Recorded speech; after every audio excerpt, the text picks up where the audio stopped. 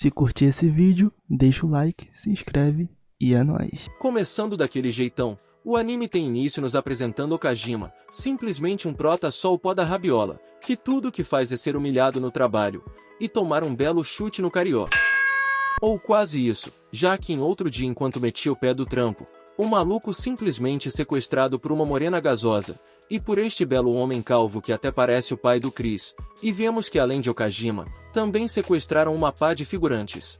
Mas como já conseguiram o que queriam, vão deixar geral meter o pé na paz de Deus, mas quando o prota já estava feliz, já que poderia ir para casa jogar Roblox, a morena simplesmente põe a metranca na cara do prota, e diz que ele vai junto. Não quero não! Traz aquele... Eu não quero! E quando Dati, que é o calvo, pergunta para que ela quer esse estrume de protagonista, Heavy, que é a mina, diz que além de ganhar 20 mil pelas informações que roubou, ainda quer receber uma bufunfa pelo resgate dele. O único problema é que para receber o dinheiro do resgate, ela ia ter que passar os dados deles, e só de ver que sequestrou esse lascado à toa, a mina queria mandar ele pra terra do pé junto ali mesmo, mas graças ao calvo gente boa, nosso meninote sai vivo, e no resumo do papo, vemos que esses caras se chamam Black Lagoon, e para sobreviver, fazem uma pá de crimes bolados, e Okajima só foi pego, porque tava com CD da empresa dele, que tinha informações boladas que alguém queria comprar. E o que se faz quando sequestra uma pessoa e quase te enche de bala? Isso mesmo, papai. Vocês levam para um lugar cheio de waifus gasosas só para tomar uma cachaça. E como um homem não pode ver um rabo de saia, Okajima simplesmente vira um copo de bebida na frente de Heavy só para chamar sua atenção. Essa vai ser a minha melhor vigarice. Ou seja, ele tá querendo, mas acabando com a coisa boa, simplesmente começam a meter bala neles ali mesmo. Mas mostrando que além de gasosa também é braba, Heavy começa a se movimentar de uma forma absurda, e com um tiro atrás do outro, já logo deixa os cara com mais buraco que o Bob Esponja. E graças a isso, eles conseguem a brecha perfeita para entrar num carro, e dar uma fuga bolada no maior estilo GTA V, mas agora vem a desgraça. Horas depois eles finalmente conseguem ligar pro chefe do prota, e ao invés de resgatar, simplesmente o velho diz que espera que Okajima tenha uma morte tranquila, e para piorar mais ainda, manda um helicóptero de caça para explodir Heavy e os outros, e ainda levar Okajima junto, mas largando uma metranca na mão dele. Heavy diz para ele virar macho e aprender a atirar também, e o que ele faz? Isso mesmo, ao invés de atirar, o cara pega a arma e joga nos caras. Oxi, oxi, oxi! Porém, ao invés de mandar eles de base de vez, o maluco do helicóptero só tava brincando de pega-pega. E para piorar, eles acabam indo parar num rio sem saída, ou seja, se ficar o bicho pega, e se correr o bicho come. Mas como não queria morrer sem nunca ter traçado uma gasosa, Okajima lembra que é o protagonista, decide bolar um plano. E o plano era o seguinte, atirar um sinalizador para atrair os mísseis de calor do helicóptero, e correr até um navio naufragado que estava por ali, e usar de escudo, ou melhor, isso é o que o atirador pensou, já que usando o casco do navio como rampa, os caras saltam mais de 10 metros de altura, e lançam a braba bem na cara do corno, e tirando o fato de que o prota quase morreu, até que tá tudo certo. E por fim, após isso vemos ele indo até a chefe Balalaika, que como é braba nas negociações, vendeu o CD que roubou de volta ao chefe do prota. E quando Okajima finalmente tem a chance de meter o pé pra casa, lembra que esse velho corno mandou um helicóptero pra te matar, e decide virar um renegado. E entrando pra Black Lagoon, basicamente ele era o estrategista, ou seja, enquanto ele negocia Heavy mete-lhe a bala, e xinga todo mundo de tudo e mais um pouco. Já tempos depois, vemos que eles foram parar no Golfo, que é onde fica o QG deles, e quando tava sozinho, vemos Dati ligando para uma pessoa até então desconhecida, e enviando alguma grana, mas deixando isso de lado. Após isso eles finalmente conseguem um trampo, mas antes disso em uma conversa, vemos que antes de ser uma bandida, ela era uma criança de rua, então teve que matar e roubar para sobreviver. Porém, acabando com essa bela explicação que vocês nem ligam, eles começam a ser seguidos por piratas. E no resumo, quem tá por trás disso é Yen, um chinês rival de Balalaika e que quer tirar os prota de jogo para ficar com todos os roubos. Mas como aqui temos uma morena braba até demais, a mina simplesmente incorpora o coisa ruim. Começa a pular de barco em barco mandando geral de base. E como não é trouxa, só de saber que iriam atrás dele, o tal de Yen já tava para meter o pé do glufo na maciota. Só que não, já que indo atrás dele pessoalmente, Balalaika começa a fazer o chinês de boneca ali mesmo. E depois de dar choque no maluco até mijar, digamos que ele volta a ser um bom menino. Só que não, já que a mina explode o maluco no meio da cidade como se não fosse nada. Já tempos depois, Benny, que é um nerdola do grupo, aparece com uma missão nova, simplesmente mergulhar no meio do oceano, para resgatar uma pintura que afundou num submarino há 50 anos atrás, e que vale nada menos que uma grana nervosa. E um prota que nem nadar sabe, vai ter que mergulhar para resgatar essa miséria. E como nada nesse anime acontece sem rolar um tiro, já logo aparecem outros cornos lá, que também queria pegar o tal quadro, ou seja, enquanto o prota e a morena tão debaixo d'água, Date e Benny tão pra virar poeira. Por outro lado, vemos que finalmente entraram no submarino. E tirando o fato que o prota grita igual uma donzela só de ver um esqueleto, tá tudo certo. E depois de passar por cima de uma pá de defunto mais velho que a sua avó, finalmente acham o tal quadro. Mas é aí que a alegria acaba, meus crias, já que os inimigos também baixam um submarino para ir atrás do tal quadro. Ou seja, é lá mesmo que eles vão parar. Mas antes que eles façam qualquer coisa, Heavy já logo senta o dedo nos cornos. O único problema é que esse protagonista é tão meia boca, que na hora de deitar no chão para não levar um na cabeça, simplesmente escorrega e deixa o quadro ir parar nas mãos dos pilantra. E quando Heavy tenta ir atrás deles nadando, simplesmente toma um tiro de frente embaixo d'água. E para não morrer ali mesmo, o prota nada para longe e volta até o barco. E como o corno não aprende nunca, eles lançam uma lata de feijão para dentro do bucho, e decidem invadir o navio dos caras durante a noite. E o plano era o seguinte: Heavy entra e começa a deitar geral na bala, e Date vai atrás do tal quadro, e derrubando um atrás do outro igual pino de boliche. É isso mesmo que a nosso gasosa começa a fazer, e acertando mais capa que jogador de Free Fire, Date também começa a fazer o mesmo. O único problema é que Heavy estava totalmente fora de controle, e até pessoas inocentes que tinham sido sequestrados, a mina estava mandando de base. Mas deixando isso de lado, eles finalmente chegam até o tal chefe, mas como essa mina é o coisa ruim em pessoa, simplesmente dá uma metranca na mão do cara, e diz que ele pode atirar nela se quiser, mas a trollagem é tanta, que a arma simplesmente estava sem balas. Mas eu quero cagar! Ou seja, mais uma kill pra conta. Já num outro dia, o prota tava contando uma pá de piada pra ver se conseguia passar o cerol na morena. Mas como essa mina muda de humor a cada minuto, simplesmente estava mais fria que uma geladeira Electrolux. E para piorar, Date e Benny saíram em outras missões, e o Prota e Heavy vão ter que ficar juntos o dia todo. E o trampo deles hoje, basicamente era ir de lugar em lugar, se oferecendo para fazer trabalhos para os outros. E o primeiro lugar que eles vão, é num certo comércio onde adultos fazem brincadeiras diferenciadas. E só de ver Heavy, esse tal de Rowan já queria levar a nossa morena pro harém, mas obviamente ela só recusa mesmo. Mas agora vem a desgraça, quando vão até Balalaika, dizer que Rowan não quer o trabalho deles.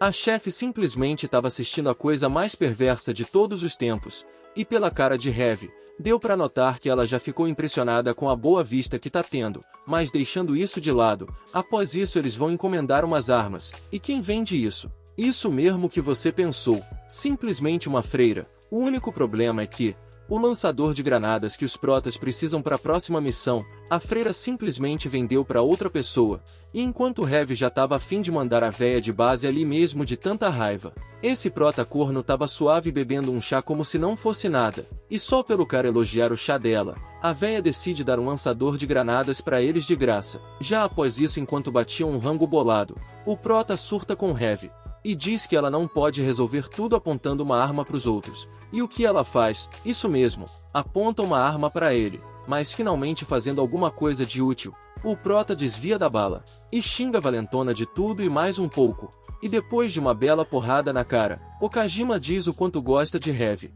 e que tudo o que ele quer é que ela não vire um lixo igual às pessoas que te traíram, mas acabando com um momento fofo. Chega um policial corrupto da cidade, e diz que vai prender eles por umas horas para não ficarem atirando por aí. Porém nisso temos uma cena fofa, onde para retribuir os sentimentos de Okajima, Heavy pede para acender seu cigarro através do dele como se fosse um beijo. Já no episódio seguinte, a missão era diferenciada. Ao invés de entregar armas ou roubos, eles simplesmente iam transportar um pivete aleatório. O único problema é que, Heavy não faz a mínima ideia de como se trata uma criança, e como não tem amor à vida, o cara simplesmente joga um pote de miojo na cara da mina. Já o prota, como tem essa cara de figurante aleatório, até que se dá bem com o pivete.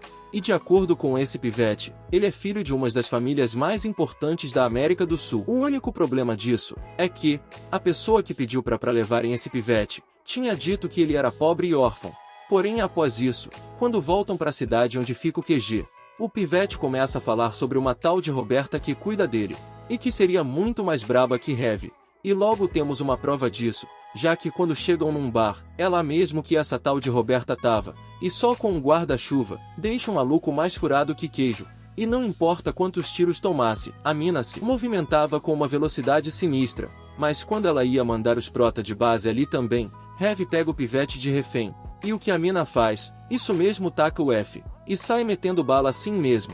E pela primeira vez nesse anime, vemos Heavy sendo feita de boneca. E fica só o pó da rabiola. E por não entender por que Roberta tá assim, já que nunca viu ela tão agressiva, Garcia implora para ela parar de matar as pessoas. E o medo é tanto, que ao invés de ir embora com ela, Garcia pede pro prota te ajudar a fugir também. Mas agora vem a cena mais bizarra desse anime. Só de balançar a saia, a mina simplesmente solta uma pá de granada, e explode o bar, e leva os compradores que estavam ali para buscar o pivete. Por algum motivo que nem Deus explica, essa desgraça ainda conseguiu sair viva da explosão. Dá até um arrepio, cê é louco. E de acordo com Balalaika, essa mina é conhecida como cão de caça. Isso porque quando escolhe uma presa, não para até pegar, ou seja, a mina é coisa ruim em pessoa, meus crias. E logo temos uma prova disso, já que roubando um carro, a mina já logo mete-lhe uma perseguição digna de cinema atrás dos caras. E pra piorar, Heavy, que é a mais forte do grupo, ainda tava só o resto, e a força da mina é tanta,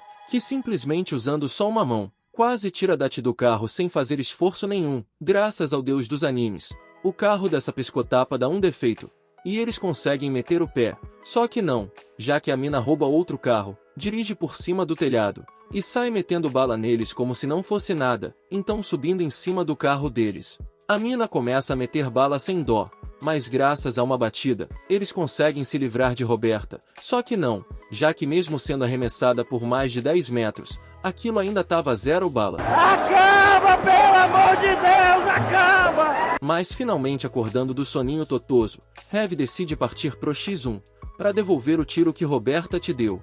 E nisso simplesmente vemos uma pancadaria de respeito, e que até parecia um empate, mas na hora do tiro final, Balalaika chega, e diz que essa luta já nem faz mais sentido, e diz que também tem problemas com as pessoas que contratou eles para transportar o Garcia, e desarmando ela só com um tiro, diz que Roberta basicamente é uma arma de matar criada em Cuba, além de ser procurada no mundo todo por crimes tão horríveis, que o YouTube nem me permite mencionar, mas de acordo com Roberta, ela diz que mudou depois de conhecer Garcia e o seu pai, e que a única forma de salvar ele era se voltasse a ser a Roberta sanguinária das antigas. E num momento fofo, Garcia se joga nela, e diz que a mesma não é um cão de guarda, e sim uma membro da família. Mas como nada nesse anime termina em choro e alegria, Heavy ainda queria o X1 dela, ou seja, simplesmente vemos uma porradaria. E quando o prota vai separar elas, tudo o que fazem é chamar o cara de frouxo. Mas por fim, tudo acaba num empate mesmo.